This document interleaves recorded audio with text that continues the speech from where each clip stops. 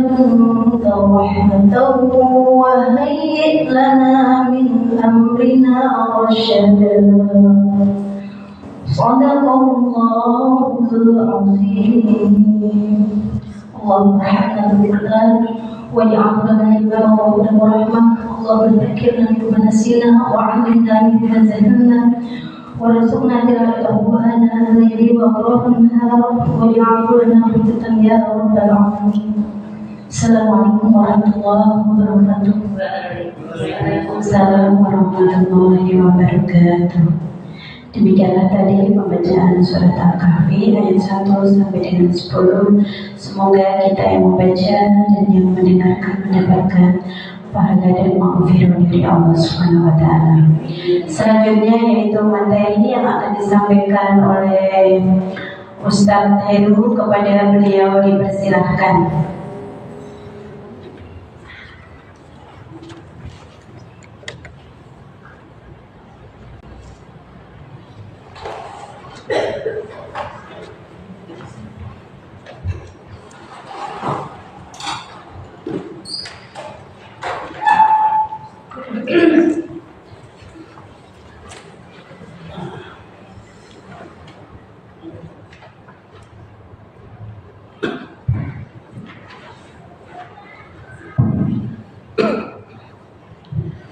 Bismillahirrahmanirrahim. Assalamualaikum warahmatullahi wabarakatuh. Waalaikumsalam warahmatullahi wabarakatuh. Innal hamdalillah nahmaduhu wa nasta'inuhu wa nastaghfiruh wa na'udzu billahi min shururi anfusina wa min sayyiati a'malina. Man yahdihillahu fala mudilla lahu wa man yudlilhu fala hadiya lahu. أشهد أن لا إله إلا الله وحده لا شريك له وأشهد أن محمدا عبده ورسوله. اللهم صل وسلم وبارك على نبي الرحمة والقدوة وعلى آله وصحبه ومن والاه. اللهم لا علم لنا إلا ما علمتنا إنك أنت العليم الحكيم. اللهم علمنا ما ينفعنا وانفعنا بما علمتنا وزدنا علما وأرنا الحق حقا وارزقنا اتباعه وأرنا الباطل باطلا وارزقنا اجتنابه واجعلنا ممن يستمعون القول فيتبعون أحسنه وأدخلنا برحمتك في عبادك الصالحين. Alhamdulillahirrabbilalamin. Segala puji dan syukur marilah senantiasa kita panjatkan, kita haturkan kehadirat Allah Subhanahu wa taala atas karunia dan juga rahmatnya pada kita semua, hingga di sore hari ini kita kembali diberikan kemudahan, kesempatan dan juga kekuatan untuk meluangkan waktu di tengah berbagai kesibukan kita. Bersama-sama kita hadir dan berkumpul di rumah Allah yang mulia ini untuk duduk dalam satu majelis zikir, majelis tilawah Al-Quran dan juga majelis untuk thalabul ilmi. Ibu-ibu yang dirahmati Allah Subhanahu wa taala, hari ini kita sudah berada di salah satu bulan haram. Bulan apa itu?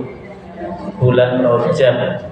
Ada satu doa yang masyhur dan populer, biasanya sering dibaca oleh kaum muslimin begitu memasuki bulan Rajab.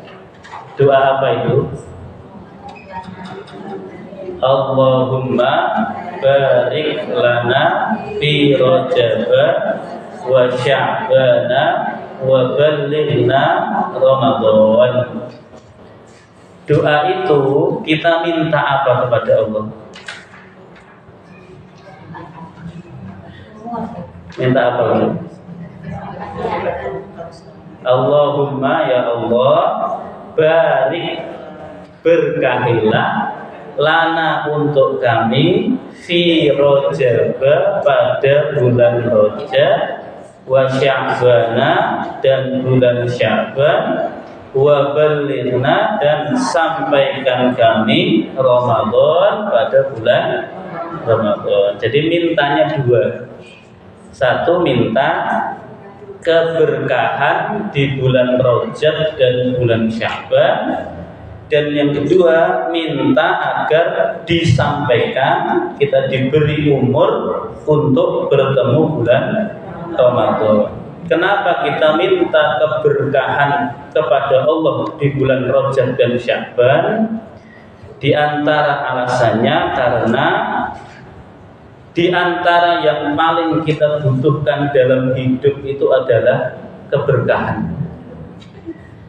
Kalau kita misalnya diberi umur oleh Allah tidak begitu lama, alias umur kita pendek, singkat, tetapi jika di dalam umur yang tidak lama, waktu yang sebentar itu Allah berikan keberkahan, maka meskipun usia kita singkat, tetapi akan ada banyak kebaikan yang bisa kita lakukan. Itu tanda keberkahan. Kalaupun kita dikasih waktu tidak lama, asal Allah berikan keberkahan di dalam usia kita, maka usia yang pendek itu akan menghasilkan banyak kebaikan. Harta juga demikian. Kalau kita dititipi harta oleh Allah dalam jumlah yang tidak banyak, alias sedikit misalnya, Allah hanya titipkan harta pada kita dalam jumlah yang sedikit, asal di dalam harta yang sedikit itu ada keberkahannya, maka meskipun sedikit niscaya akan memberikan kecukupan. Itu pentingnya keberkahan. Penghasilan nggak seberapa, pekerjaan serabutan, kadang ada, kadang tidak, jualan kadang laku, kadang tidak.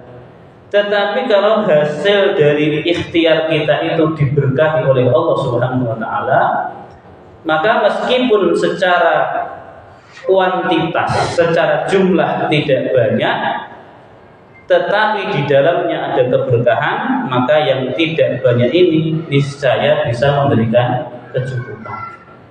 Itu tanda berkah. Sedikit tapi apa? Cukup berkah. Kalau sedikit nggak cukup,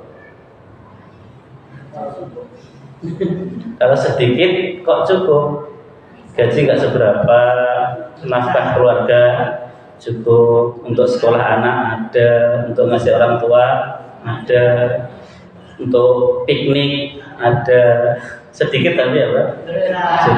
Cukup. Itu berkah. Nah kalau sedikit nggak cukup, wajar. Sedikit nggak cukup apa? Wajar. Yang perlu muhasabah, yang perlu khawatir itu kalau jumlahnya banyak kok tidak cukup. Jadi bisa jadi keberkahan sudah dicabut dari hartanya. Uang jumlahnya banyak, hasilnya banyak, penghasilannya banyak, lalu kebutuhannya kelihatannya sedikit, kok selalu tidak cukup. Nah ini perlu khawatir, jangan-jangan tidak ada keberkahan di dalam hartanya. Jadi kalau Allah sudah kasih keberkahan itu, sedikit pun itu nggak ada masalah. Karena kalau yang sedikit itu ada berkahnya, maka niscaya akan mencukupi. Apalagi kalau yang diberikan pada kita jumlahnya banyak. Sudah banyak plus apa? Sudah banyak dan apa? Berkah. Ini tentu idaman kita kan. Kita pengen dapat yang banyak, sudah gitu diberkahi oleh Allah Subhanahu wa taala. Yang sedikit saja kalau berkah cukup, apalagi kalau jumlahnya banyak, maka niscaya akan semakin banyak amal soleh yang bisa kita kerjakan dengan harta yang dimiliki.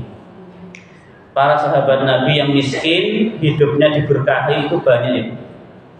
Tetapi ada pula sahabat Nabi yang kaya raya, bergelimangan harta, dan hidupnya juga diberkahi. Ibu kalau boleh milih mana? Miskin diberkahi atau kaya diberkahi? Kaya diberkahi. Nah, sahabat Nabi yang miskin diberkahi ya banyak, yang kaya diberkahi juga banyak. Ya sayangnya ini bukan pilihan itu. Ini bukan apa? Pilihan. Sahabat semisal Abu Bakar, Umar, Utsman, dan yang paling populer ceritanya Abdurrahman bin Auf, ini diantara beberapa contoh sahabat yang hidupnya kaya raya, dititipi oleh Allah harta yang melimpah, tetapi di dalam harta itu Allah berikan keberkahan. Di dunianya mereka bisa melakukan banyak ibadah dengan harta, ya, hidupnya juga berkecukupan, dan mereka diberi kabar gembira termasuk calon penghuni surga. Itu yang kita harapkan. Ya kan, di dunia kaya, di akhirat peluang masuk surga semakin besar. Itu harapan kita. Abdurrahman bin Auf, contoh dulu misalnya. Ketika beliau hijrah ke Madinah, itu beliau tidak punya apa-apa. Alias, ya hanya bawa orang saja. Bukan berarti beliau miskin, tidak. Ketika di Mekah, beliau kaya. Hanya ketika beliau meninggalkan Mekah, hijrah ke Madinah, seluruh harta kekayaan beliau ditahan di Mekah, tidak boleh dibawa.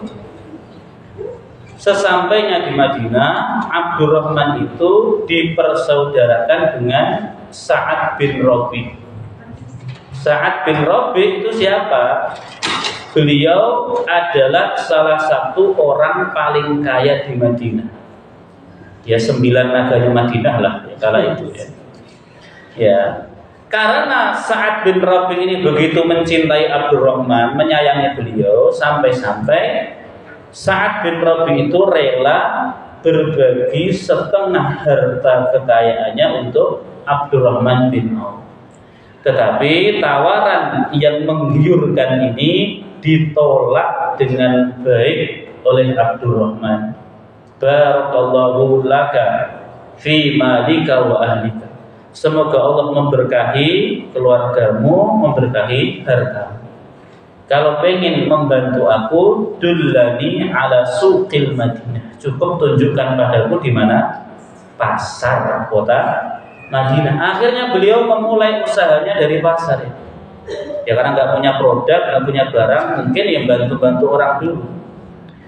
Beberapa lama beliau bekerja di pasar, sampai akhirnya beliau punya uang, punya sedikit tabungan, punya modal untuk menikah. Jadi prioritas utama Abdurrahman itu setelah punya pekerjaan, setelah punya sedikit tabungan adalah menikah. Akhirnya setelah beliau menikah, ketemulah Abdurrahman dengan Rasulullah. Oleh Nabi ditanya, bagaimana kabar wahai Abdurrahman?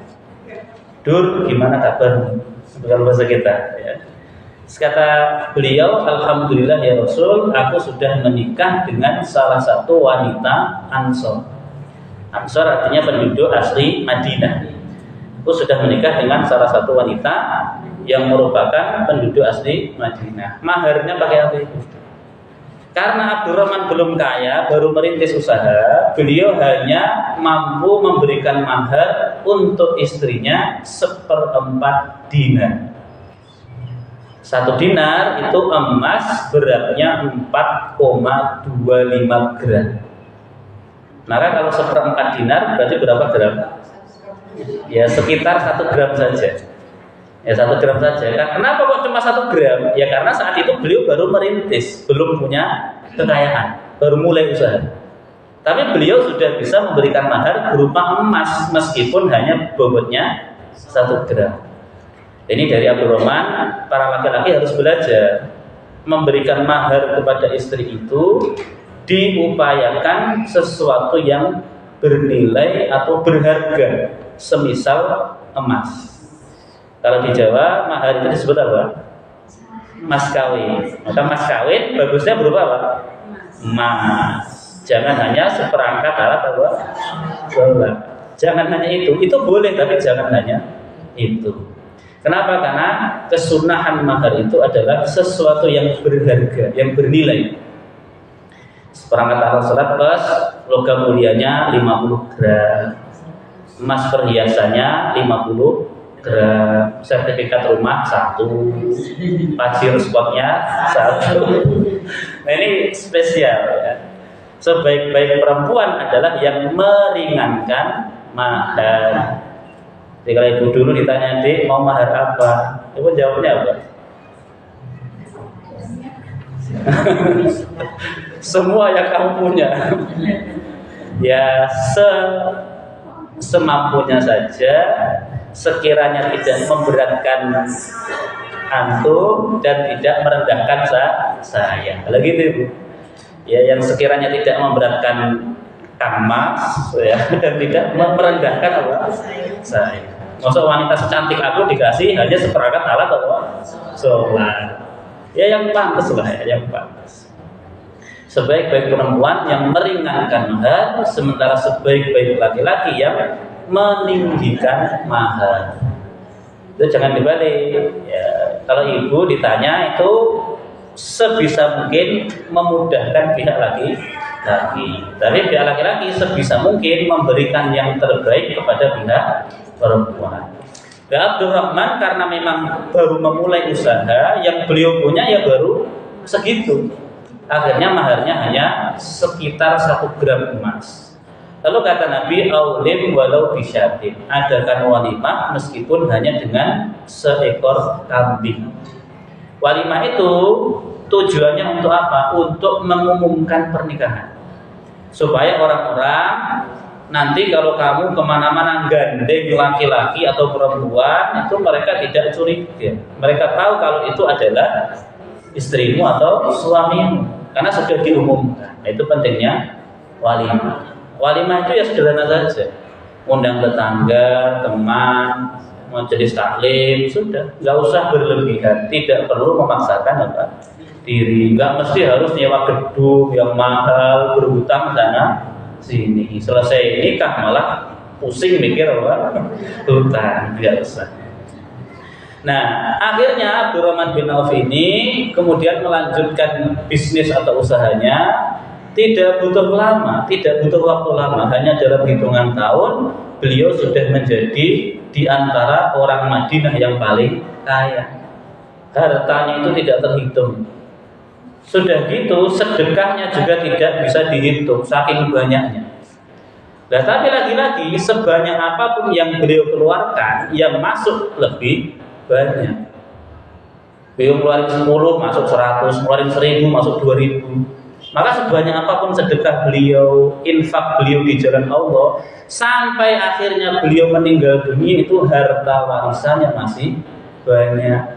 Pengen dihabiskan fisabilillah, tapi ya karena beliau ini ditakdir oleh Allah nggak bisa miskin. Ya sampai meninggal dunia pun warisannya masih banyak. Yang diterima oleh istri beliau, istrinya 4. Istrinya 4.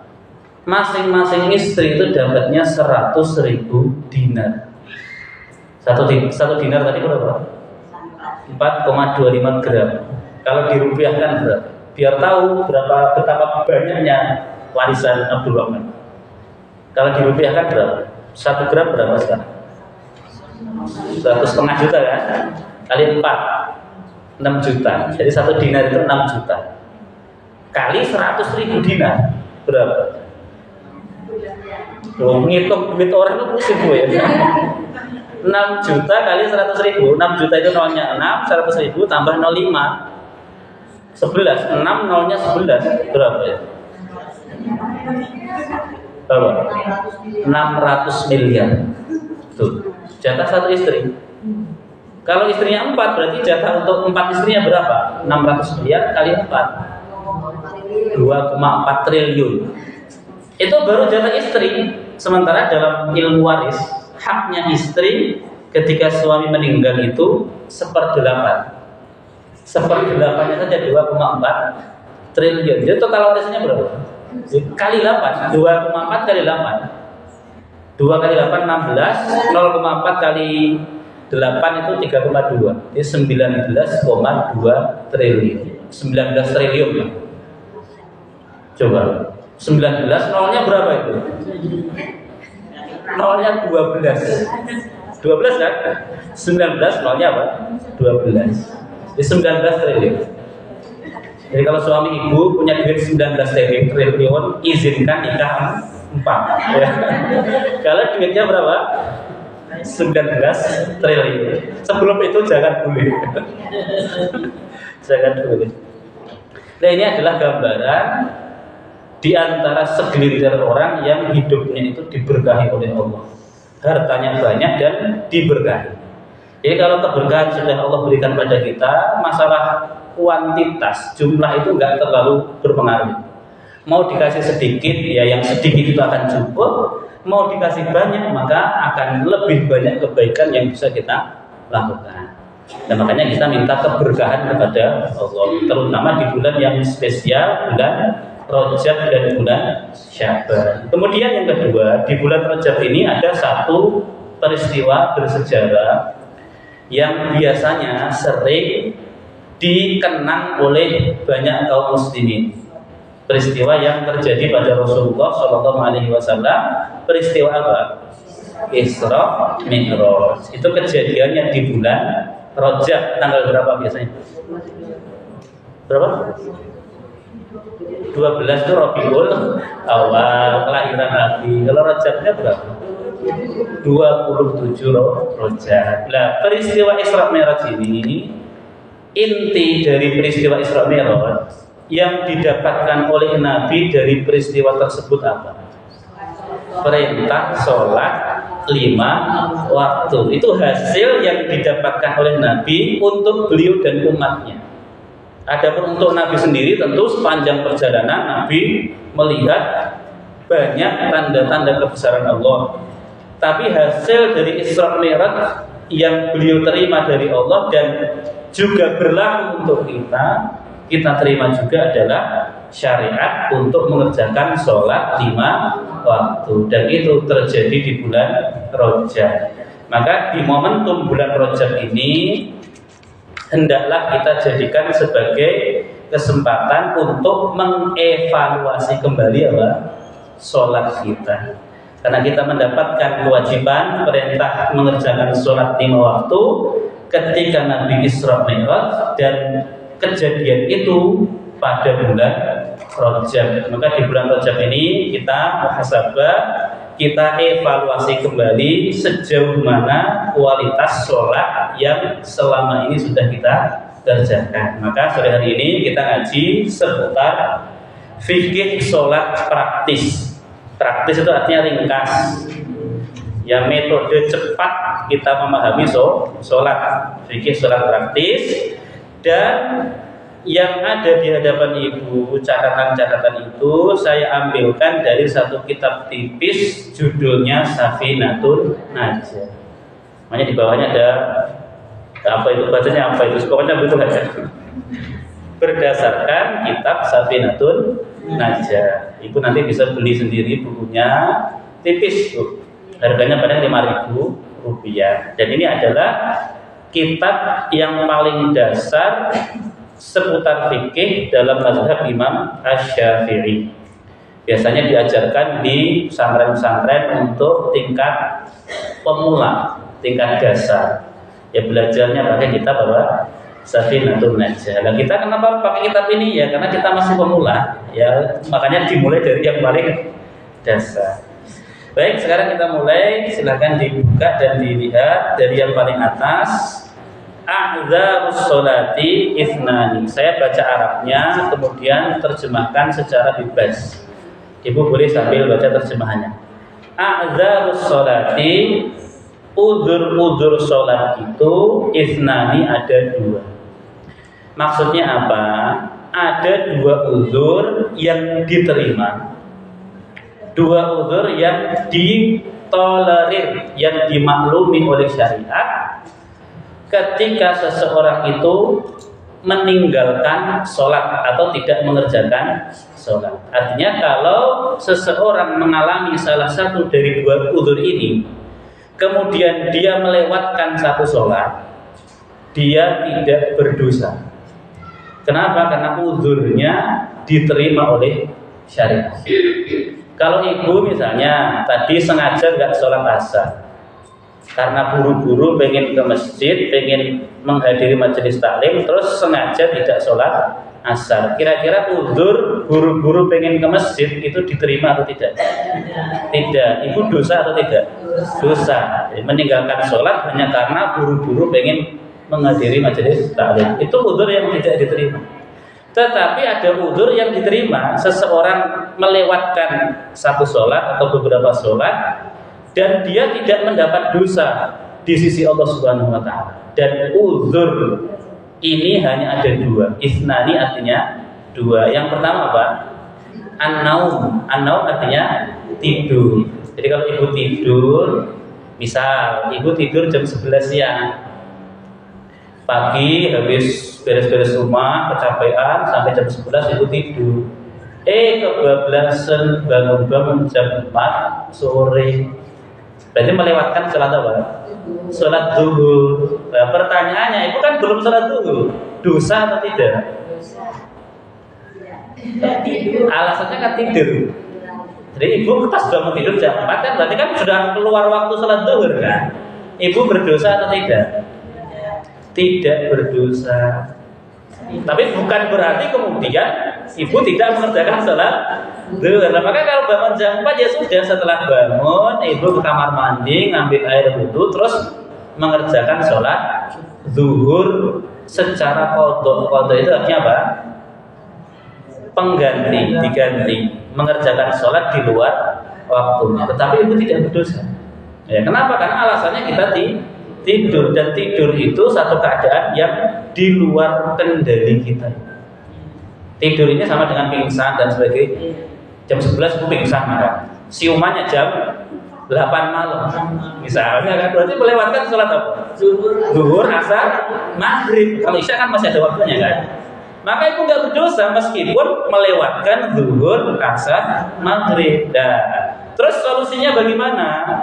Solusinya ya sudah, begitu sudah siuman, ibu tinggal mengganti sholat yang ditinggalkan. Tetapi dosa atau tidak? Tidak berdosa. Kenapa? Uzurnya diterima, yaitu tidur. Sama ibu.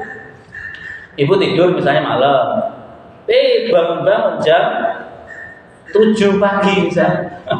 Ibu tidur jam 10 malam karena kecapean, azan subuh nggak dengar, ya. Bangun-bangun jam 7 pagi. Jam 7 pagi itu sudah terbit mataharinya. Artinya waktu subuh sudah habis. Pertanyaannya, dosa atau tidak? Tidak berdosa. Kenapa? Tidur. Terus solusinya bagaimana? Ya sudah, begitu bangun tidur tinggal siap-siap untuk mengganti sholat subuh yang ditinggalkan. Itu uzur yang diterima. An-naum, tidur. Misalnya sekarang subuh jam berapa ibu? Setengah 5? 4 lebih 20 misalnya. 4 lebih 20. Nah ibu tidur misalnya, terus ngeset alarm HP jam 4. Begitu jam 4 alarm bunyi, ibu bangun. Mikirlah masih 20 menit. Alarm dimatikan, terus ibu tidur lagi. Bangun-bangun jam 7. Kelewat sholat subuh, dosa atau tidak? Lo kan tidur ibu, kok dosa? Uzur tidurnya ini diterima atau tidak? Kasusnya kayak tadi ya, subuh jam 4.20, ibu pasang alarm pengen bangun jam 4. Benar, jam 4 alarm bunyi, ibu bangun.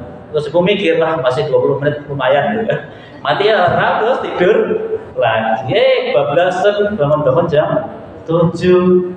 Nah uzur tidur ini kan berarti ibu meninggalkan sholat subuh karena tidur. Uzurnya diterima atau tidak? Diterima itu. Kenapa kok diterima? Ya karena tidur, dan tidurnya ibu itu sebelum masuk waktu subuh. Nah, yang tidak diterima itu gini, ibu azan subuh dengar terbangun, Terus 5 menit lagi bablas sampai jam 7. Nah, ini udhurnya tidak diterima dan ibu dianggap lalai di dalam sholat. Kenapa? Wong sudah masuk waktu subuh dan bangun kok tidak segera sholat. Tapi kalau tidurnya itu masih belum masuk waktu subuh, misalnya tadi ibu set alarm jam 4:15, begitu bunyi masih 5 menit, tidur dulu 5 menit lumayan kan? Bablas sampai jam 8. Udzur tidurnya diterima atau tidak? Diterima, karena belum masuk waktu apa? Subuh. Maka ibu kalau pasang alarm itu jangan pas waktu subuh, sebelumnya ibu. Ya, jadi kalaupun nanti ketiduran lagi dan kebablasan, udzur tidurnya diterima. Asal tidak diniatkan, ya. Kalau diniatkan sengaja pengen tidur terus biar bangun sampai kesiangan, ya tentu Allah Maha tahu apa yang tersembunyi di dalam hati kita. Itu satu, tidur. Yang kedua, wanisyan, lupa. Ya, lupa. Misalnya kita ngaji sore hari ini kan, saking serunya, saking semangatnya, tahu-tahu sudah isya. Misalnya loh ya, contoh ya. Kita ngaji saking semangatnya itu maghrib nggak sadar, tahu-tahu sudah apa? Isya. Jadi kita kelewatan ya. Maghrib gara-gara lupa, saking semangatnya belajar ini. Nah, maka udzur lupa ini diterima. Kita tidak berdosa, begitu ingat tinggal mengganti sholat yang ditinggalkan. Lupa ya, bukan sengaja melupakan. Lupa itu satu hal yang di luar kendali kita. Tapi kalau sengaja ingin melupakan itu ada unsur kesengajaan, ada unsur niatnya. Baik. Berikutnya syurutus sholati, syarat-syarat sholat. Yang dimaksud syarat di sini adalah syarat sahnya sholat. Sama niatun ada 8. Nanti ibu cek ketika kita mengerjakan sholat, ke-8 syarat ini harus terpenuhi supaya sholat kita itu dianggap sah. Kalau ada salah satu dari ke-8 ini tidak bisa kita penuhi, maka sholat kita tidak sah. Yang pertama, thaharatul hadatsaini, suci dari 2 hadas. Maksudnya hadas besar dan hadas kecil. Kalau kita dalam kondisi berhadas kecil, berarti harus sudah apa? Sebelumnya kita berhadas kecil, pengen sholat, berarti harus apa? Berwudu. Ya, bersucinya dengan cara berwudu. Kalau kita berhadas besar, terus pengen mengerjakan sholat, berarti harus mandi wajib atau mandi junub, mandi besar. Ya. Ibu habis buang air besar, terus pengen sholat, harus apa? Mandi atau wudu? Ibu habis buang air besar, terus pengen sholat, mandi dulu atau wudu dulu? Wudu, karena buang air besar itu termasuk hadas kecil. Yang termasuk hadas besar apa? Haid, nifas, kemudian habis hubungan suami istri itu berhadas besar. Maka sebelum melaksanakan sholat harus bersuci dengan cara mandi. Mandi besar. Itu satu. Yang kedua, wat-thaharatu 'anin najasati, suci dari najis, fit thawbi pada pakaian, wal badani badan, wal makan dan tempat. Badan diperhatikan harus terbebas dari yang namanya najis. Pakaian juga dicek, tidak boleh ada najis. Tempat yang kita gunakan untuk sholat juga harus dipastikan terbebas dari najis. Kalau ibu sholat, pas sujud kok di sini ada kotoran cicak basah, tuh pas sujud kok ada sesuatu ibu pegang tuh, terus ibu cium bau gitu kan, kotoran cicak, sholatnya batal atau tidak? Sholatnya batal. Kenapa? Karena badan kita terkena najis. Ibu pas sholat, pas lagi sujud menyadari, ternyata di mukena aku ada kotorannya, ada najisnya. Sholatnya batal atau tidak? Batal. Jadi harus dipastikan badan, pakaian dan tempat yang kita gunakan untuk sholat suci dari najis. Lalu yang ketiga wasatrul aurati, menutup aurat. Menutup aurat laki-laki di dalam sholat itu antara pusar sampai lutut, harus tertutup semuanya. Ini sekedar syarat sahnya ya. Sementara bagi perempuan auratnya adalah seluruh badan kecuali wajah dan telapak tangan. Maka ibu kalau sholat pas takbir misalnya itu berhati-hati jangan sampai area tangannya itu tersingkap. Kalau sampai Allahu Akbar jadinya tersingkap, terbuka, dan itu berulang kali terjadi dalam sholat, maka sholatnya batal. Kenapa? Auratnya tersingkap. Pas ibu sujud misalnya pastikan kaki ibu tidak kelihatan.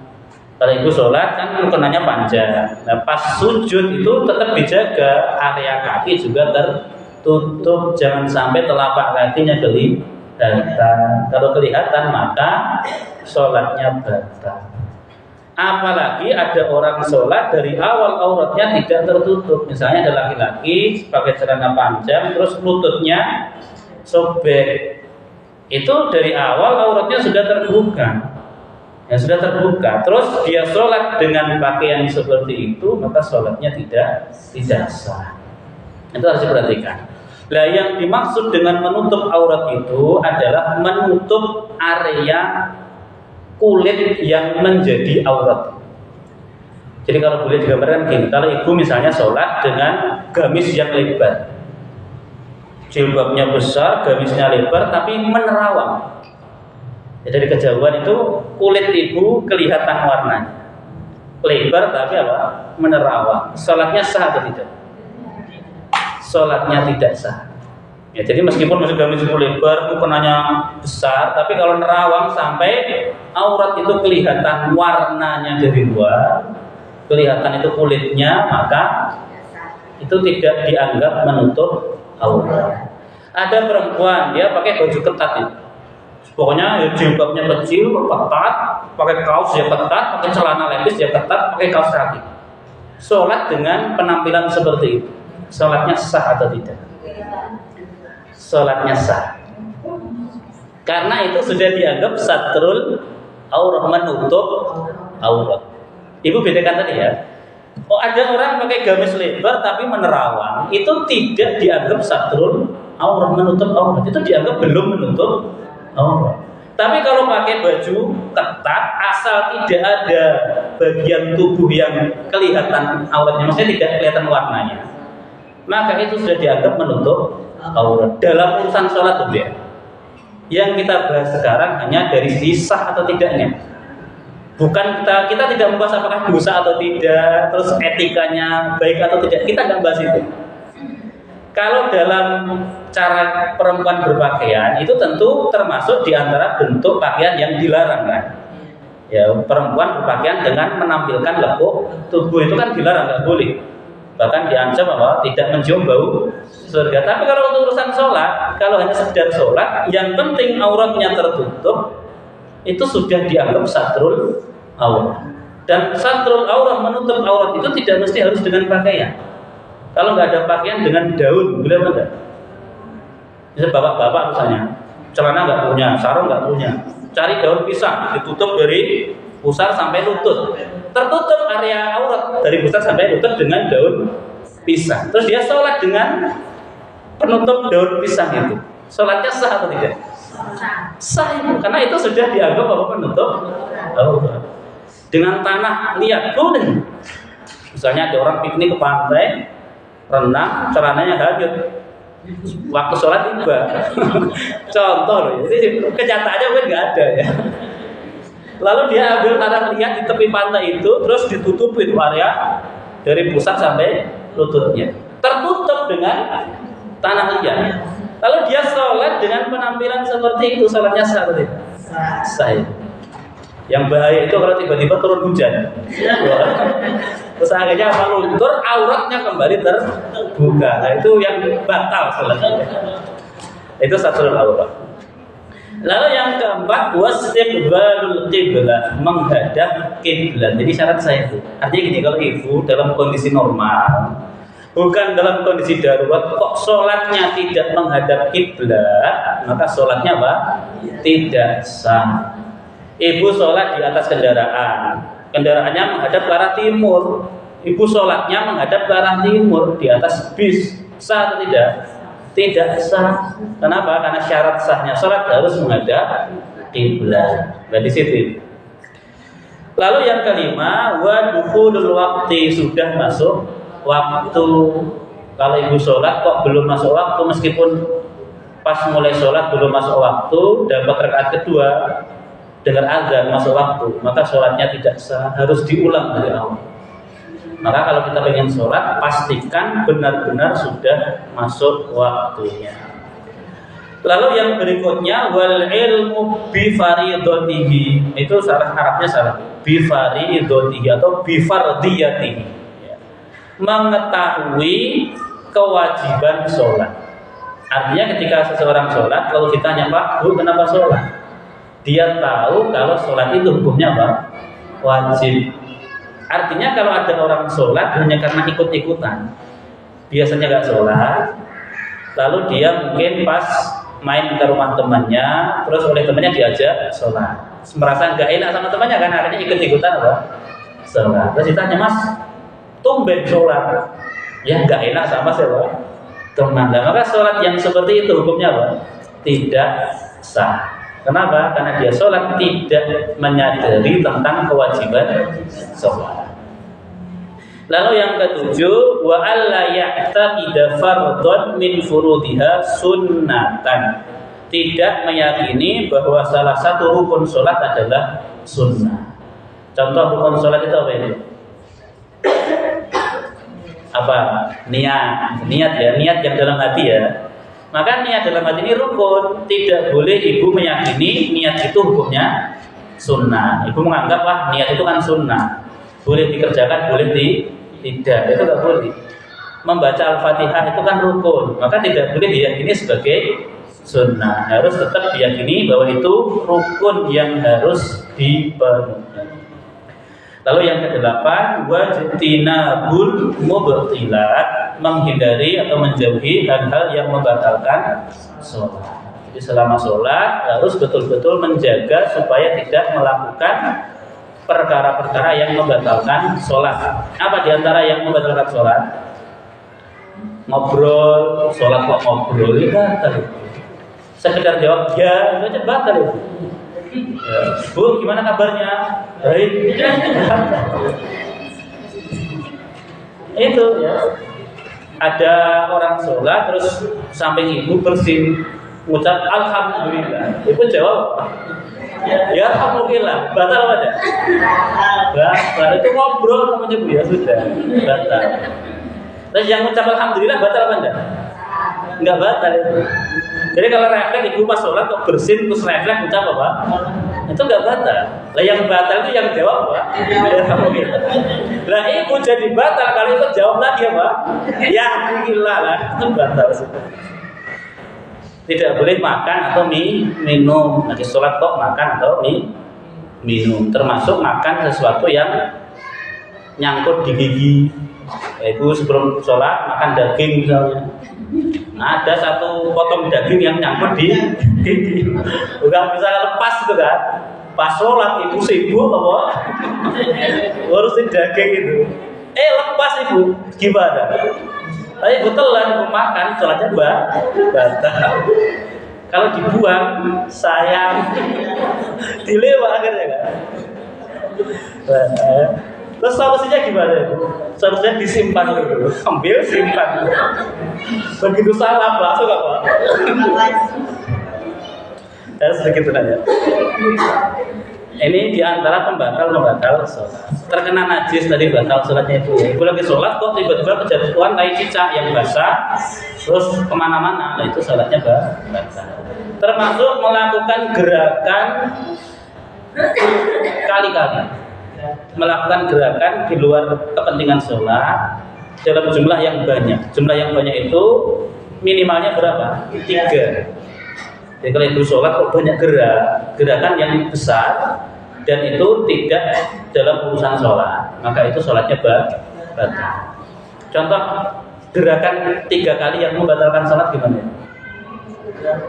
Ibu garuk-garuk misalnya, batal apa enggak? 3 kali batal. Misalnya ibu pas sholat terus ini gatal. Gini, 1 masih gatal. Saya 1 masih apa? Gatal. Ibu tahan apa ibu lanjut? Lanjut 2, masih gatal. Batal apa enggak? Enggak ibu, salah ibu, hitungnya salah. Jadi yang dimaksud gerakan yang membatalkan sholat itu gerakan yang berat. Maka ketika ibu garuk-garuk ini tangan ini enggak dihitung. Yang dihitung itu cuma gerakan ini. Jadi kalau ibu gerak gini, terus misalnya digaruk-garuk kepala, gini kan? Ibu mau garuk 3 kali pun ini yang dihitung baru berapa? 1 kali yang dihitung ini. Jadi ibu nggak perlu kepala masih gatal nih, cuma sekali gara-gara takut apa? Gatal. Sekali terus ibu tahan, ya Allah. Nanti rakaat kedua baru tambah apa? 1 kali. Jadi yang dihitung cuma gerakan besar. Gerakan besar itu tangan, nih pergelangan tangan. Apa namanya? Ya gerakan ini ya, gerakan tangan atau kaki geser kanan geser kiri, ya, termasuk itu diantaranya. Adapun kalau gerak-gerak jari begini ini tidak dihitung. Atau kedipan mata itu kan juga gerak kan? Itu tidak dihitung. Jadi kalau ibu mah sholat kedip nggak apa-apa ibu ya, nggak perlu harus nggak kedip ya. Itu gerakan yang membatalkan sholat. Baik, lanjut. Arkanus sholati, rukun-rukun sholat sab'ata asyar, ada 17. Rukun sholat artinya hal-hal yang harus dipenuhi ketika mengerjakan sholat. Kalau ibu sholat kok nggak ada salah satu dari 17 ini, sholatnya tidak sah. Jadi kalau syarat sah tadi berkaitan dengan ya hal-hal yang harus kita penuhi sebelum sholat. Sementara kalau rukun sholat ini adalah hal-hal yang harus kita penuhi saat mengerjakan sholat. Jadi nanti kalau sholat 17 hal ini harus ada di dalam sholat kita. Al-awalu yang pertama an-niyat. Niat yang dimaksud di bab ini itu bukan lafaz usollinya, bukan itu. Jadi kalau ibu yang biasa melafazkan niat pakai usolli, fardhu, ini dan itu, bukan itu yang dimaksud. Tetapi niat yang ada di dalam hati. Ini yang menjadi rukun. Dalam mazhab Syafi'i kalau usolli yang dilafazkan itu hukumnya sunnah. Artinya kalau ibu nggak baca pun nggak ada masalah. Tapi kalau sampai hati nggak niat, tidak meniatkan sholat, maka itu berarti meninggalkan salah satu rukun. Dan niat dalam hati ini dihadirkan kapan? Ketika bersamaan dengan takbiratul ihram. Allahu Akbar dalam hati sambil meniatkan untuk sholat. Caranya niat bagaimana nanti dibahas di belakang ya. Yang pertama an-niyatu niat. Asani yang kedua takbiratul ihram. Bertakbir, takbiratul ihram, takbir pembuka. Allahu Akbar. Takbir yang menjadi penanda kita masuk ke dalam sholat. Maka ini harus diperhatikan. Terutama ibu-ibu yang sholatnya itu sering masbuk. Ya, kalau kita sholat bersama imam berjamaah, kalau ngikuti imam dari awal maka nggak ada masalah. Imam takbir, takbiratul ihram, kita sebagai makmum ngikuti takbiratul ihram. Tapi yang terkadang belum dipahami oleh semua orang itu adalah ketika dia ke masjid, posisi imam lagi sujud. Nah, ibu nih masuk masjid sholat jamaah misalnya, imamnya sudah sujud, apa yang akan ibu lakukan? Kalau ibu langsung ikuti imam sujud, maka sholat ibu tidak sah. Kenapa? Meninggalkan 2 rukun apa? Niat sama takbiratul ihram. Harusnya gimana? Harusnya ibu berdiri dulu, takbir Allahu Akbar sambil niat dalam hati. Begitu sudah takbir, baru nyusul mengikuti imam. Ini harus betul-betul ibu paham. Karena saya ini pernah melihat ada orang sholat begitu masuk masjid dia masbuk kan. Begitu imamnya rukuk dia langsung ikut apa? Rukuk. Imamnya sujud dia langsung nyosor ikut apa? Itu sholatnya tidak sah. Kenapa? Karena meninggalkan 2 rukun. Niat mungkin dalam hati kali ya. Tapi yang jelas dia meninggalkan takbiratul ihram. Makanya yang harus dilakukan ketika seseorang itu masbuk adalah dia berdiri sempurna dulu menghadap kiblat, kemudian takbiratul ihram sambil meniatkan dalam hati. Setelah itu baru mengikuti gerakan imam. Yang kedua, asal itu yang ketiga, al-qiyamu 'alal qadir fil fardhi. Al-qiyamu berdiri 'alal qadir bagi yang mampu fil fardhi dalam sholat fardu. Ini rukun sholat itu berdiri, ini sholat 5 waktu, sholat fardu. Berdiri bagi yang mampu. Artinya kalau orang mampu berdiri kok sholatnya duduk, sah atau tidak? Tidak sah, itu meninggalkan rukun. Sama seperti ibu di atas kendaraan. Boleh nggak ibu sholat fardu sambil duduk? Nggak boleh. Kenapa? Karena statusnya ibu mampu berdiri. Yang boleh duduk itu bagi yang tidak mampu caranya tidak bisa, tidak kuat berdiri. Jadi kalau ada orang misalnya, ini yang sering kejadian di beberapa masjid saya perhatikan gini. Ada orang karena mungkin usianya sudah agak sepuh, dari rumah itu jalan ke masjid sambil bawa apa? Kursi. Ya, kursi kayak gitu kayak gitu ya. Nah, itu salah. Begitu sampai di masjid, kursinya langsung diletakkan dan dia langsung duduk. Sholatnya dari awal sampai akhir dikerjakan sambil duduk. Boleh atau tidak? Tidak boleh. Wong dia masih bisa jalan ke masjid, artinya dia masih mampu apa? Berdiri. Harusnya bagaimana? Kalau dia nggak mampunya rukuk sama sujud, maka dia boleh melakukan rukuk dan sujud itu dalam posisi duduk. Tapi dari awal dia harusnya berdiri dulu. Allahu Akbar, berdiri. Baru ketika imam rukuk, karena mungkin dia sudah nggak kuat, dia boleh duduk, lalu rukuknya dengan memberikan isyarat sambil duduk. Lalu pas sami Allah liman hamidah, dia berdiri lagi. Pas Allahu Akbar sujud, dia baru duduk kembali, memberikan isyarat dengan duduk, memberikan isyarat sambil duduk untuk posisi apa? Sujudnya. Nah, harusnya seperti itu. Ini pentingnya kita belajar fikih supaya kita ini bisa mengambil keringanannya, tetapi tidak mengabaikan rukun-rukun sholat. Jadi rukun ini ketika kita masih mampu untuk mengerjakannya, sebisa mungkin dikerjakan. Jangan hanya karena nggak bisa rukuk kemudian dari awal sholatnya apa? Duduk, jangan. Kita nggak mampu sujud terus dari awal sholatnya duduk, padahal masih mampu berdiri, masih mampu jalan ke masjid, masih mampu jalan-jalan juga. Nah, ini nanti disampaikan kepada mungkin kakeknya atau kerabatnya yang sholatnya itu sudah dengan duduk di kursi. Jadi kalau masih mampu berdiri, dari awal berdiri dulu. Baru nanti kalau sudah nggak tahan, betul-betul nggak tahan, atau pas mau rukuk kok nggak bisa rukuk, maka boleh sambil duduk. Baik, berikutnya Ar-Rabi'u yang keempat, qiraatul Fatihah, membaca surat Al-Fatihah. Ini satu-satunya surat yang wajib dibaca. Yang wajib surat Al-Fatihah, surat yang lain hukumnya apa? Sunnah. Al-Khamisu yang kelima, ar-ruku'. Ruku' itu yang dimaksud adalah gerakannya itu ya, bukan bacaannya. Jadi ruku' itu posisi gerakannya yang rukun. Adapun kalau saat ruku' ibu tidak membaca apa-apa itu tidak masalah.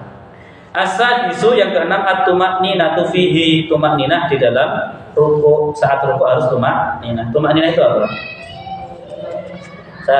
Ketenangan. Ya tenang itu kan gini, harus berhenti dulu, ada jeda, berhenti dari melakukan gerakan. Itu tumakninah. Ya sudah pas ruku' ya sesaat, sekiranya cukup untuk membaca tasbih minimal 1 kali. Itu tumakninah. Batas minimalnya adalah waktu yang cukup untuk membaca tasbih minimal 1 kali. Kalau mau afdal, ya tasbih sebanyak 3 kali. Kemudian as-sabi'u yang ketujuh, al-i'tidal. Sami Allahu liman hamidah, berdiri itu i'tidal. As-saminu yang kedelapan, at-tumakninatu fi, tumakninah saat i'tidal. At-tasi'u as-sujud yang kesembilan, sujud marrataini 2 kali. 2 kali ini setiap apa? Rakaat. Sujud 2 kali setiap rakaat. Al-ashiru yang ke-10, at-tumakninatu fihi, tumakninah di dalam sujud.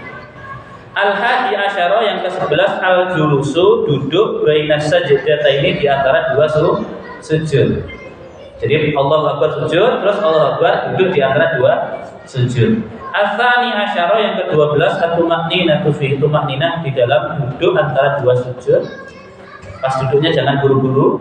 Asalisa asyara yang ke-13 at-tasyahhud al-akhir. Tasyahud akhir. Tasyahud akhir. Tasyahud awalnya ada atau tidak ini? Nah, di sini kita tahu namanya tasyahud awal itu tidak termasuk rukun. Artinya kalau ibu kelupaan nggak tasyahud awal, itu sholatnya tetap apa? Tetap sah. Sholat zuhur tadi atau asar tadi lah 4 rakaat, rakaat keduanya lupa nggak tasyahud awal. Udah berdiri rakaat ketiga. Rakaat ketiga ibu baru ingat, aku kan belum tasyahud awal. Yang ibu lakukan apa? Ibu rakaat kedua kan, lupa nggak tasyahud awal, sudah berdiri baca Al-Fatihah selesai, baru kepikiran dulu. Ini kan rakaat ketiga, kok tadi nggak tasyahud awal. Yang ibu lakukan apa? Mesti ibu balik. Jangan, nggak usah, lanjutin saja sampai selesai. Lah nanti tinggal sebelum salam sujud sahwi. Udah itu sholatnya sah atau tidak? Sah karena tasyahud awal itu tidak termasuk rukun. Lah tidak sah kalau ibu meninggalkan tasyahud akhir. Begitu rakaat keempat langsung duduk assalamualaikum warahmatullahi wabarakatuh. Nah itu nggak sah. Kenapa? Tasyahud akhirnya ditinggalkan. Arabi asyara yang ke-14 al-qu'udu fi, duduk ketika tasyahud akhir. Jadi pas tasyahud akhir itu baca at-tahiyatul mubarakatuh itu harus dalam posisi duduk. Al-khamis asyara yang ke-15 as-salatu ala nabi sallallahu alaihi wasallam, bersolawat atas Nabi sallallahu alaihi wasallam. Jadi pas tasyahud akhir itu ibu kalau baca tahiyat itu, tasyahud itu minimal sampai Allahumma sholli ala Muhammad wa ala ali Muhammad. Minimal sampai di situ. Kalau mau sempurna ya dilanjutkan Allahumma kama shollaita ala Ibrahim sampai fil alamin innaka hamidum majid. Tapi kalau ibu buru-buru itu setidaknya sampai Allahumma sholli ala Muhammad wa ala ali Muhammad, baru assalamualaikum warahmatullahi wabarakatuh. Setidaknya sampai di situ. Lalu yang as-sadisa asyara yang ke-16 as-salam. Salam yang dimaksud salam ini salam yang pertama itu. Salam yang pas nengok ke kanan. Assalamualaikum warahmatullahi wabarakatuh. Ini rukun. Nah, sementara salam yang kedua yang ke kiri itu sunnah. Artinya kalau ibu salamnya cuma sekali pun itu ya sholatnya sudah sah. Ya. Tapi salam terus tiba-tiba buang angin. Assalamualaikum warahmatullahi wabarakatuh, langsung buang angin. Batal atau tidak? Enggak batal. Asabiya asyara yang ke-17 terakhir at-tartib atau berurutan. Melaksanakan rukun-rukun tersebut secara berurutan alias tertib. Nah, 17 hal ini harus ada dalam setiap sholat yang kita kerjakan. Kalau sampai salah satu ditinggalkan, sholatnya tidak sah karena meninggalkan rukun. Boleh nggak diganti dengan sujud sahwi? Nggak bisa itu. Kalau rukun ditinggalkan itu tidak bisa diganti dengan sujud sahwi. Ya, rukunnya harus dihadirkan,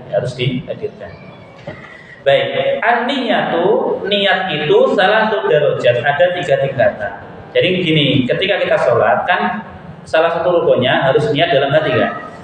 Lah, tergantung sholat yang kita kerjakan itu sholat apa, nanti niatnya juga berbeda itu.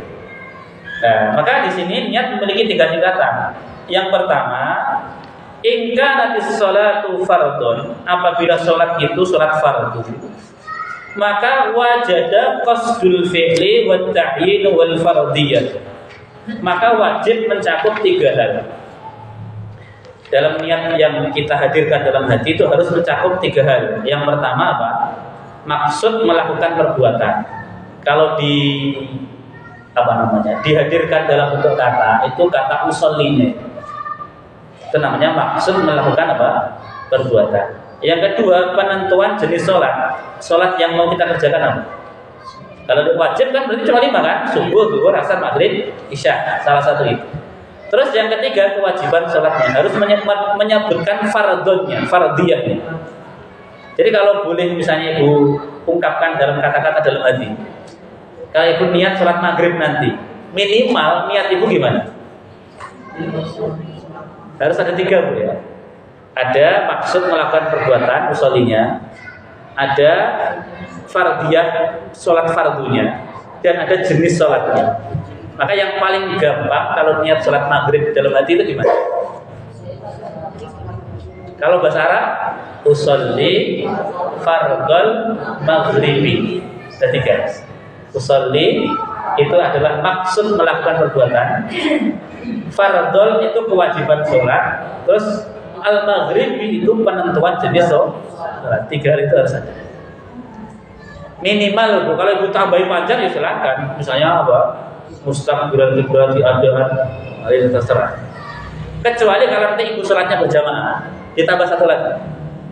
Status kita sebagai apa? Bukan imam, makmum. Kalau imam nggak mesti harus menyatakan statusnya.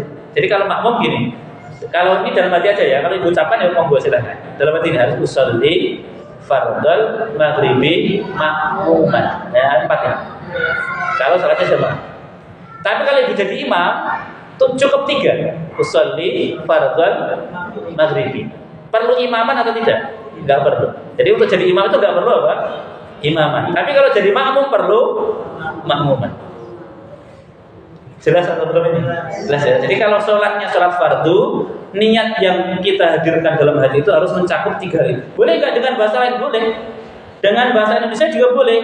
Tetapi tetap harus mencakup 3 komponen tadi.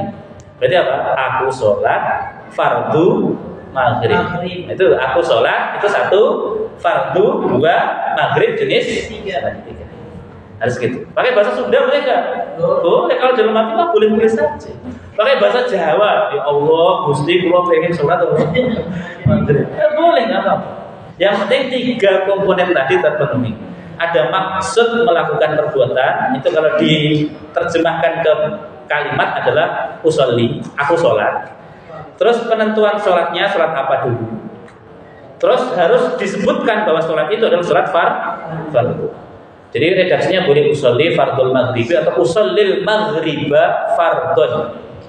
Mau ditambah lillahi ta'ala ya boleh. Usolli fardus subhi, sudah.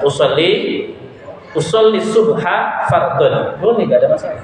Yang penting 3 komponen tadi terpenuhi. Itu tingkatan yang pertama. Tingkatan yang kedua, ingkanat nafilatan muaqqadatan. Kalau sholat tersebut adalah sholat sunnah yang terikat waktu. Jadi sholat sunnah yang terikat oleh apa? Waktu-waktunya sudah ditetapkan oleh Allah. Seperti sholat rawatib, qobliyah, ba'diyah. Ini kan waktunya jelas.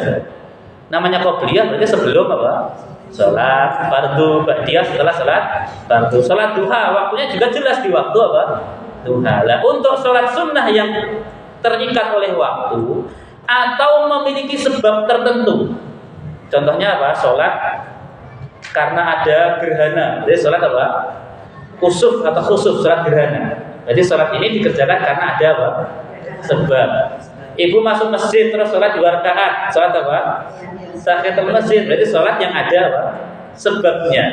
Nah kalau sholatnya sunnah memiliki waktu tertentu atau memiliki sebab tertentu, niat itu harus mencakup 2 hal. Yang pertama adalah maksud melakukan perbuatan niat sholat. Kalau dibahasakan adalah usollinya. Kemudian penentuan jenis sholatnya. Sudah. Misalnya gini, ibu pengen sholat duha, minimal niatnya gimana? Usolli ad-duha saja sudah. Gak perlu penyebutan sunnahnya. Usolli apa? Ad-duha. Udah cukup 2 saja. Usolli 1, ad-duha 2. Ya. Beda dengan yang wajib tadi. Kalau wajib harus ada apa? Fardhu al-maghribi, fardhu dhuhri, harus ada fardunya. Tapi kalau untuk sholat sunnah tidak perlu menyebutkan kesunnahan. Cukup niat sholatnya dalam bahasa Arabnya usolli atau dalam bahasa Indonesianya aku sholat. Terus disebutkan sholatnya apa? Aku sholat duha ya Allah. Nah, itu dalam hati sudah cukup. Allahu Akbar, Allah, aku sholat duha. Cukup. Minimal. Kalau mau dipanjangkan ya silakan.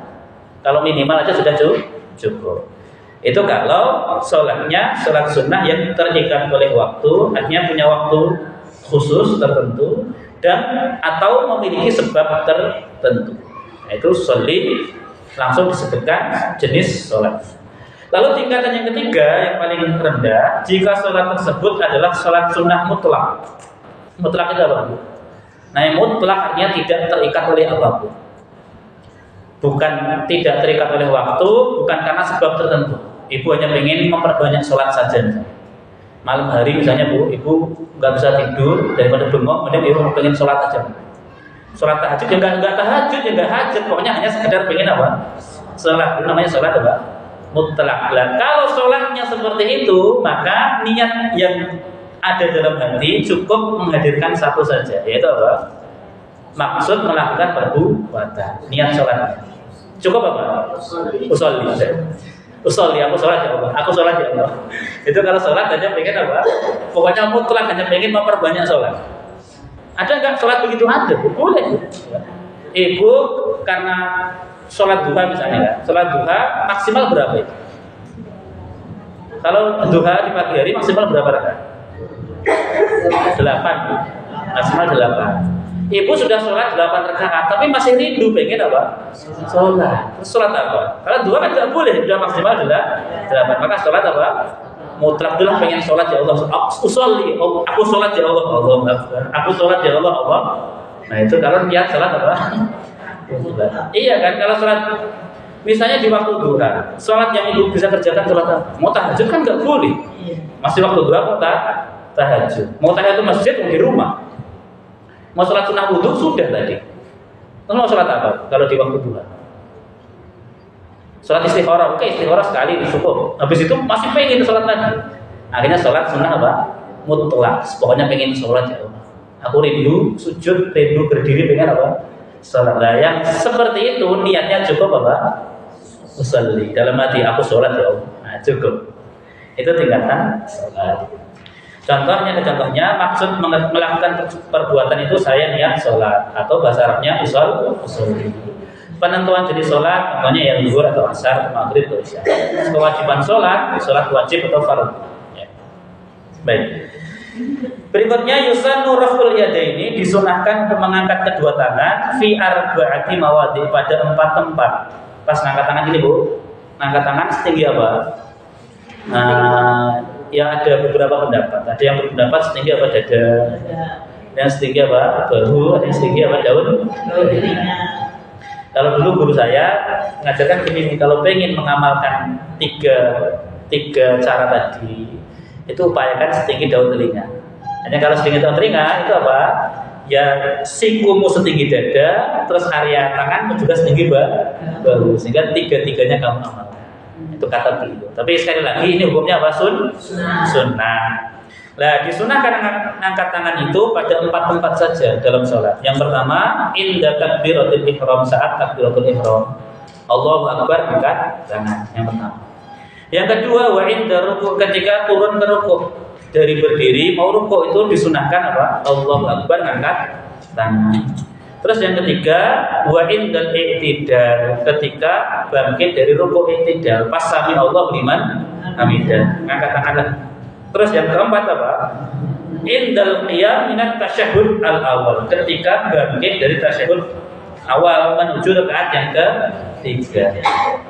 Itu 4 tempat disunahkan untuk angkat tangan. Kalau ibu dari berdiri i'tidal ke sujud, angkat tangan atau tidak? Berdiri terus sujud, Allahu Akbar, sujud, angkat tangan apa enggak? Tidak, Allah angkat tangan. Baik.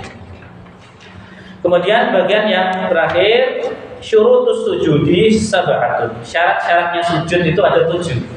Kalau ibu pengen sujudnya sah, itu harus terpenuhi 7 syarat ini. Yang pertama, an yasjuda, dia sujud ala sab'ati a'dha, di atas 7 anggota tubuh. Bertumbuh pada 7 anggota tubuh. Apa saja itu ada? Kedua telapak tangan, kedua lutut, kedua ujung kaki, dan dahi. Dahi 1, 2 telapak tangan, tambah 2, 3, lutut tambah 2, 5, terus ujung jari kaki ya, sambil mancap gitu ya, agak mancap itu, tambah 2 berarti itu 7. Jadi jangan sampai nanti ibu kalau sholat kakinya itu tidak mancap. Tahu ya mancap itu, jadi harus begini ya. Jangan diginikan. Nah, jadi harus ditegakkan, terus ujung jari-jarinya sambil apa? Mancap. Tahu mancap ya?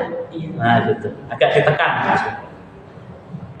Kemudian yang kedua, antakuna jabhatuhu maksyufatan, dahinya harus terbuka, tidak tertutup kain atau penghalang. Jadi upayakan ini tersingkap. Jangan sampai ada penutup yang menutup seluruh dahi. Kalau hanya yang menutup itu misalnya satu helai rambut misalnya, ini bagi laki-laki ya. Kalau perempuan rambut kan aurat. Nah, kalau laki-laki misalnya rambutnya panjang, terus ada satu helai yang menutup di dahi itu nggak apa-apa. Yang tidak boleh itu kalau seluruh rambut menutupi seluruh apa? Dahinya, itu nggak boleh. Itu sujudnya tidak sah. Hanya kalau saya lihat ada anak muda yang rambutnya panjang itu kadang-kadang kalau mau sujud terlempar harus begini dulu. Ya itu ikhtiar dia biar ini apa? Terbuka. Jadi yang terbuka itu hanya apa? Ini dari 7 anggota tubuh tadi yang disyaratkan terbuka hanya apa? Dahi. Jadi kalau pakai sarung tangan boleh atau tidak? Ibu sholat pakai sarung tangan, boleh apa tidak? Tangannya tertutup boleh apa tidak? Boleh nggak mau? Karena yang disyaratkan terbuka itu hanya apa? Dahi saja. Yang ketiga, at-tahamul biraqsihi, menekan dahi ke tempat sujud dengan mantap. Jadi pas ibu sujud itu agak ditekan. Jadi jangan ditahan hanya sekedar apa nempel jangan. Kalau ibu sujud di atas sajadah yang tebal, yang empuk, itu setidaknya sampai apa? Delesep, delesep ya. Nah gitu. Jadi agak sedikit ditekan. Kemudian berikutnya tidak menjatuhkan diri kecuali untuk sujud. Nah gimana? Paham apa adanya? Ibu tidak turun ke bawah itu kecuali niat untuk apa? Sujud. Dan memang ada orang yang turun ke bawah niatnya nggak sujud. Ada. Contoh gini. Misalnya nih saya sholat kan pakai kacamata. Lepas sholat, kacamata saya lepas, saya taruh di depan ya, tempat sholat kan. Nah, terus begitu sami Allahu liman hamidah, saya masih berdiri kan. Ada anak kecil lari-lari bu. Oh, saya kan khawatir kacamata kan apa? Keinjak akhirnya sebelum imam Allah bersujud, saya sudah turun ke bawah dulu untuk ngambil kacamata. Nah, begitu saya sudah gini ambil kacamata bu, imam Allah bersujud. Terus saya mikir, nanggung sekalian apa? Sujud. Boleh apa enggak? Enggak boleh. Kenapa? Karena saya turun ke bawah itu niatnya untuk ngambil apa?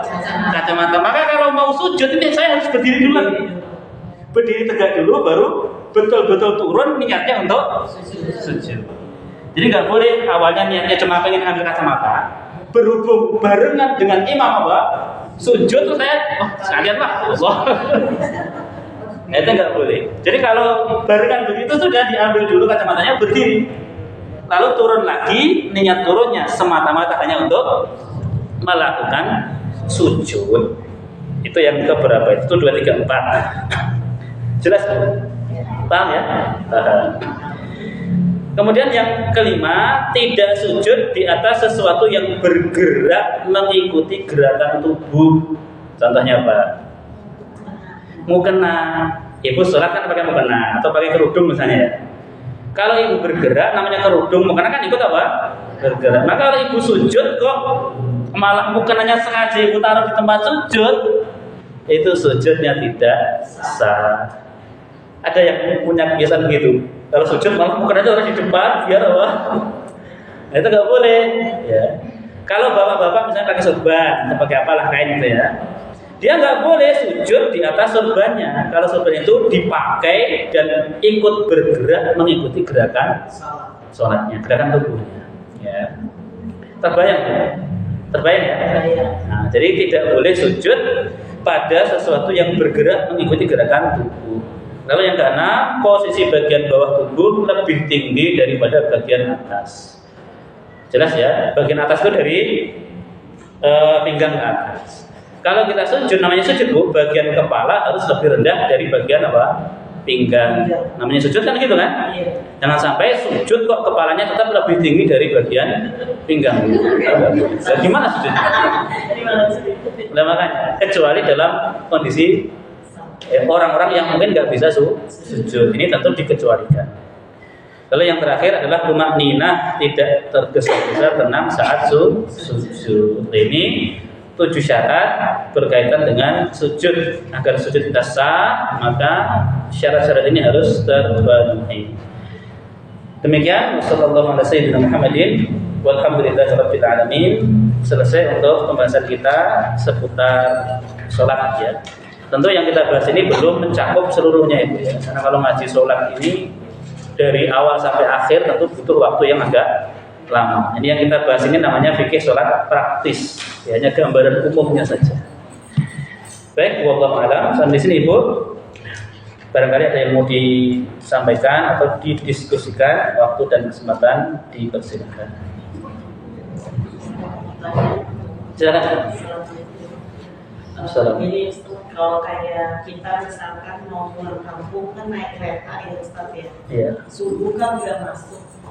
Berangkat jam berapa misal? Ya tergantung sih ya, kalau berangkat pagi kadang jam 6. Jam 6 ada yang berangkat. jam 5. Iya. Itu kayak itu kan tapi kita kan subuh dulu ya Ustaz ya. Kalau sudah masuk waktu subuh, sholat subuh dulu. Kadang-kadang kan kereta kan kadang-kadang suka ada yang nggak apa istilahnya ya.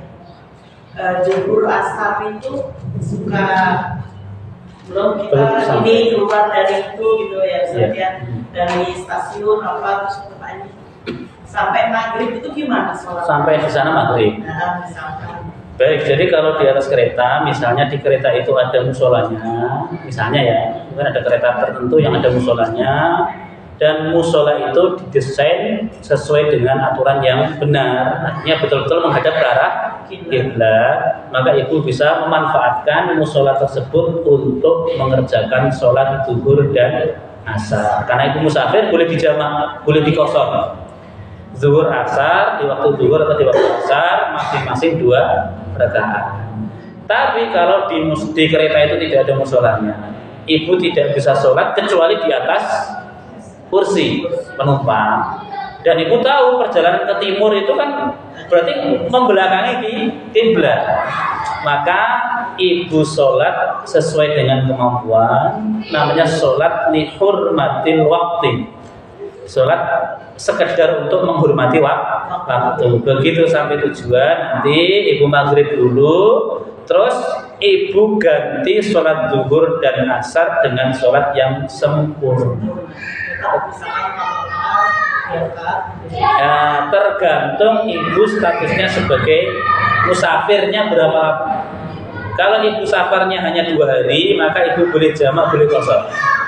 Tapi kalau mau pulang kampungnya seminggu, maka sholatnya begitu sampai tujuan, sholatnya seperti sholat orang yang mukim, tetap 4.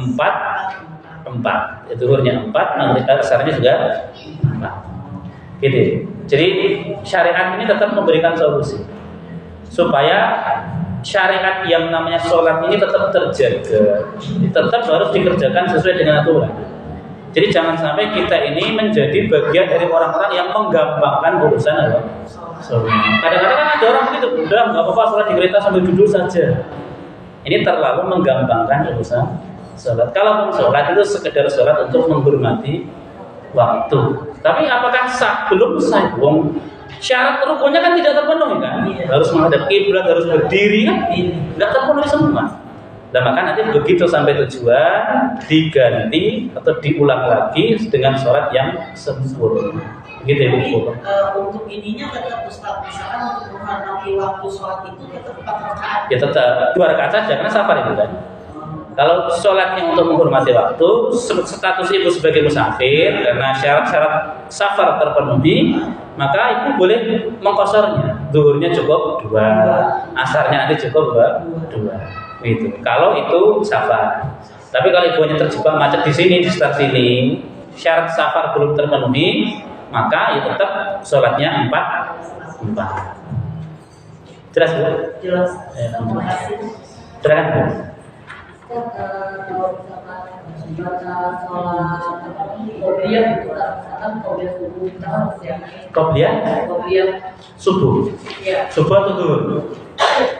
Contohnya ibu tadi qobliyah apa? subuh aja Subuh. Oke. kita harus yakin kita udah bangun setengah 6 gitu Ya, setengah 6. kita boleh sholat qobliyah atau gimana? Baik, sekarang waktu subuh itu Ibu. Waktu subuh itu kan dari fajar shadiq, terbit fajar sampai matahari terbit. Matahari terbit jam berapa sekarang? Jam 6 kurang 1/4.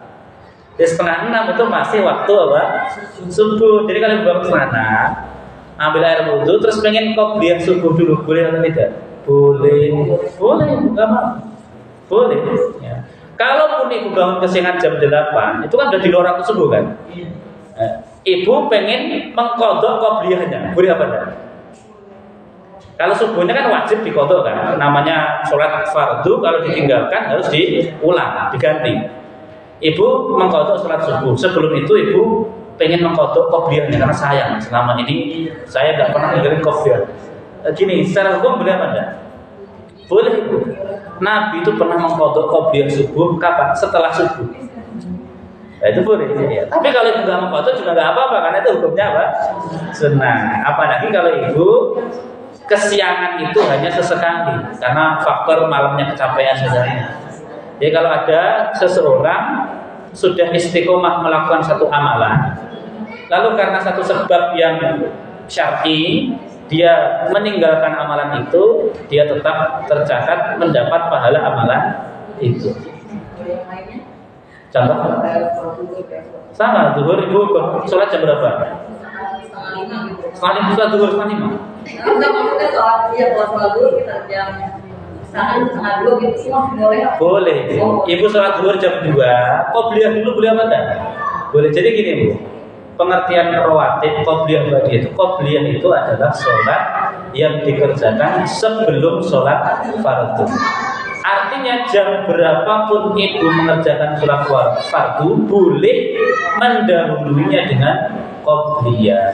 Setelah itu boleh menutupnya dengan ba'diyah. Gitu. Jelas ibu? Silakan.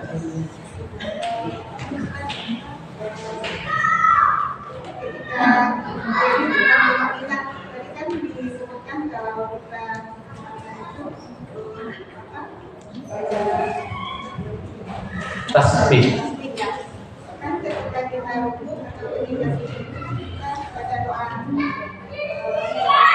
Iya. Iya. Baik. Ketika ibu rukuk, ibu baca apa? Subhana rabbiyal azim. Ada yang nambah wa bihamdi kan? Subhana rabbiyal azim itu tasbih. Itu ada subhana. Itu artinya apa? Tasbih itu kan subhanallah kan? Allah di situ adalah Rabbiyal Azim, Maha Suci, Tuhanmu yang Maha Agung. Jadi kalau ibu rukuk sudah membaca Subhana Rabbiyal Azim ditambah misalnya wa bihamdi 1 kali, itu sudah disebut tumaninah minimal. Tapi kalau ibu pengen afdol, pengen sempurna, ya 3 kali. Boleh ya Subhana Rabbiyal Azim, boleh. Atau doa yang diajarkan Nabi yang lain apa? Subhanaka Allahumma Rabbana wa bihamdika Allahumma firli 1 kali. Itu ketika Nabi dapat wahyu surat An-Nasr, fasabbih bihamdi rabbika wastaghfir, Nabi mengganti bacaan rukuk dan sujudnya. Ketika rukuk sebelumnya Nabi baca Subhana Rabbiyal Azim, ketika sujud baca Subhana Rabbiyal A'la. Tapi di akhir-akhir ayat beliau bacaan rukuk dan sujudnya apa? Subhanaka Allahumma Rabbana wa bihamdika Allahumma firli. Gitu. Jadi kalau ibu sudah baca Subhana Rabbiyal Azim atau Subhana Rabbiyal Azim wa bihamdi, atau pas sujud Subhana Rabbiyal A'la wa bihamdi, maka itu sudah disebut apa? Tumaninah. Lagi. Silakan. Saya dulu ya. Silakan.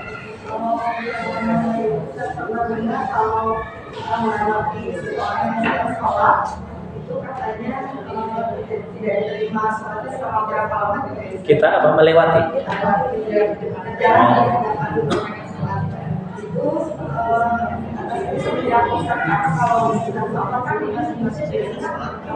Iya, betul.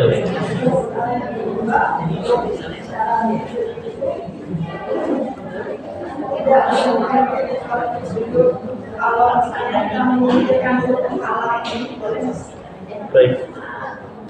Yang pertama masalah melewati atau berjalan melewati di depan orang yang sedang mengerjakan sholat. Jadi hadisnya itu bukan sholatnya tidak diterima.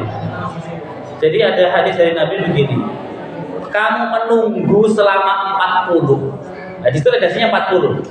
Ada yang mengatakan sampai 40 tahun itu lebih baik bagimu daripada kamu harus melewati orang yang sedang mengerjakan apa? Salat. Jadi gini, kalau ada orang sholat terus kita ingin jalan, kamu menunggu dalam waktu yang sangat lama, meskipun dikatakan sampai 40 tahun, itu lebih baik bagimu daripada kamu harus melewati di depan orang yang mengerjakan sholat. Jadi ini bagi orang yang tidak lewat. Dan bagi orang yang sedang mengerjakan sholat, ketika dia melihat ada seseorang mau melintas di hadapannya, apa yang dia lakukan? Dia harus menghalanginya. Kalau yang lewat ini memaksa, itu dia boleh melakukan kekerasan. Mungkin sampai apa? Mendorongnya, sampai menonjoknya. Mungkin diperbolehkan seperti itu. Saking bagaimana Allah betul-betul menjaga sholat, supaya kehormatan sholat itu tidak direndahkan. Tetapi kalau ibu perhatikan, terutama di dua tanah haram, Makkah dan Madinah, aturan ini nggak berlaku. Ibu lagi sholat, orang lalu-lalu, ibu cegat satu orang, dua yang lain jangan. Nah, maka kemudian ada ulama yang memberikan uzur. Jadi untuk tempat-tempat yang hampir tidak bisa dikendalikan, saking membludaknya jamaah seperti Mekah dan Madinah ini, maka ya dikecualikan. Jadi sebisa mungkin kita jangan sampai berjalan atau melewati orang yang sedang mengerjakan sholat. Karena ini termasuk dosa itu, termasuk apa? Dosa. Lebih baik ibu menunggu. Kalau ibu pengen berjalan atau gini, kalau ibu sholat, sebisa mungkin itu di depannya diberi apa? Sutroh, pembatas, supaya nanti orang yang mau lewat itu jelas batasannya di mana. Kalau sholatnya di masjid seperti ini, sajadah atau apa nih, karpet ini sudah menjadi sutroh atau belum? Ini dikembalikan pada uruf. Uruf itu apa? Pemahaman masyarakat setempat. Kalau ibu memahami bahwa ini adalah batasan sholat, maka garis ini atau karpet ini sudah dianggap sebagai sutro. Jadi kalau ibu sholat di saf ketiga, saya berjalan di saf kedua, itu nggak apa-apa. Itu tidak dianggap berjalan di depan orang yang mengerjakan sholat. Nah, kalau lebih aman ya taruh apalah, tas di depannya atau kursi atau apalah yang sekiranya itu bisa menjadi penghalang atau pembatas antara orang yang sholat dengan orang yang ada di depan. Itu Bu yang pertama. Yang kedua, kalau kita mau sujud, terus apa tadi? Menyingkap pakaian atau kain yang terlebih dahulu boleh atau tidak? Tergantung niatnya Ibu. Jadi kalau ibu dari awal pas berdiri, turunnya ke bawah itu niatnya pengen menyingkap kain atau menyingkap sajadah dulu, maka itu nggak boleh langsung sujud. Paham nggak maksudnya? Contoh gini, ibu mau sujud, sajadahnya berantakan. Iya, angin. Nah, kena angin atau apalah, ibu turun dulu merapikan apa? Niatnya pengen merapikan sajadah, terus sekalian, Allahu Akbar. Itu nggak boleh, maka harus berdiri lagi baru sujud. Tapi kalau ibu dari awal niatnya sujud, terus pas sambil sujud sambil apa? Tarikan, itu sujudnya sah.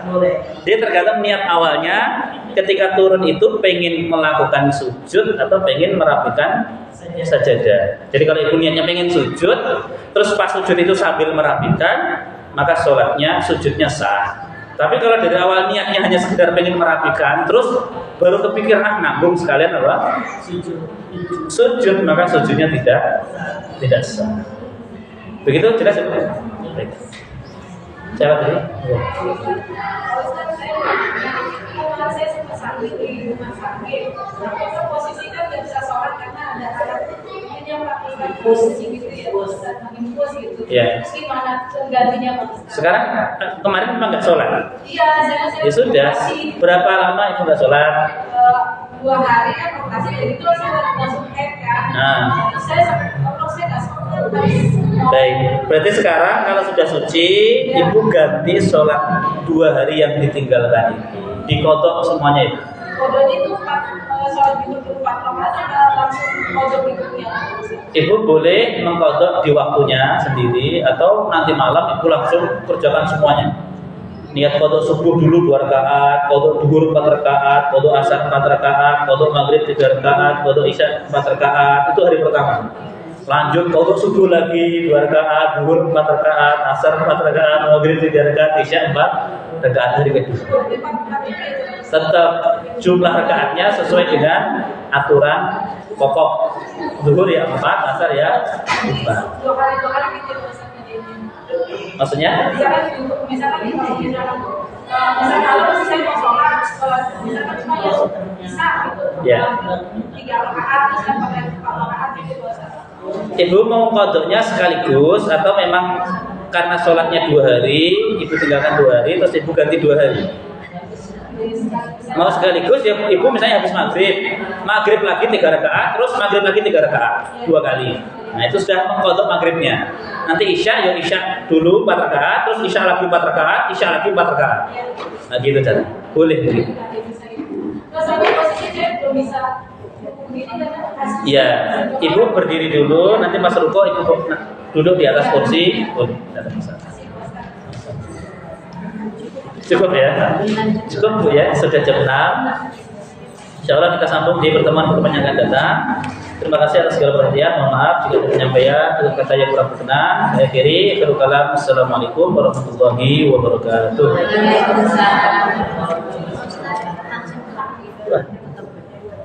Baik Ibu, mari kita cukupkan pengajian pada sore hari dengan berdoa. Semoga Allah Subhanahu wa taala senantiasa memberkahi kita semuanya, mengijabah apa yang menjadi harapan, doa-doa dan keinginan kita bersama. A'udzubillahi minasyaitonirrajim. Bismillahirrahmanirrahim. Alhamdulillahirabbil alamin. Hamdan yuwafi ni'amahu wa yukafi mazidah. Ya Rabbana lakal hamdu kama yanbaghi li jalali wajhika wa 'azimi sultanik. Allahumma salli ala sayyidina Muhammadin wa ala alihi wa sahbihi wa sallim. Allahumma ighfir lana wa liwalidina warhamhuma kama rabbayana shighara wa li jami'il muslimina wal muslimat wal mu'minina wal mu'minat al-ahya'i minhum wal amwat innaka ala kulli syai'in qadir. اللهم اصلح لنا ديننا الذي هو عصمة أمرنا واصلح لنا دنيانا التي فيها معاشنا واصلح لنا آخرتنا التي إليها معادنا واجعل الحياة زيادة لنا في كل خير واجعل الموت راحة لنا من كل شر. اللهم أعز الإسلام والمسلمين وأذل الشرك والمشركين ودمر أعداءك أعداء الدين وانصرنا عليهم يا رب العالمين. ربنا آتنا في الدنيا حسنة وفي الآخرة حسنة وقنا عذاب النار. وصلى الله على سيدنا محمد وعلى آله وصحبه وسلم. سبحان ربك رب العزة عما يصفون. السلام على المرسلين والحمد لله رب العالمين.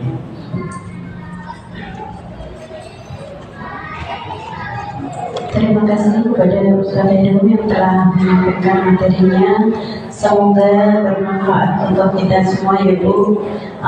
Dapat sholat kita lebih baik lagi. Amin amin ya rabbal alamin. Alhamdulillah seluruh rangkaian acara pada sore hari ini telah selesai. Marilah taklim kita tutup dengan membaca hamdalah istighfar 3 kali dan doa kafaratul majelis. Alhamdulillahirabbil alamin. Astaghfirullahaladzim. Astaghfirullahaladzim. Astaghfirullahaladzim. Subhanaka Allahumma wa bihamdika asyhadu an la ilaha illa anta astaghfiruka wa atubu ilaik. Kurang lebihnya mohon maaf. Wabillahi taufiq wal hidayah. Wassalamualaikum warahmatullahi wabarakatuh.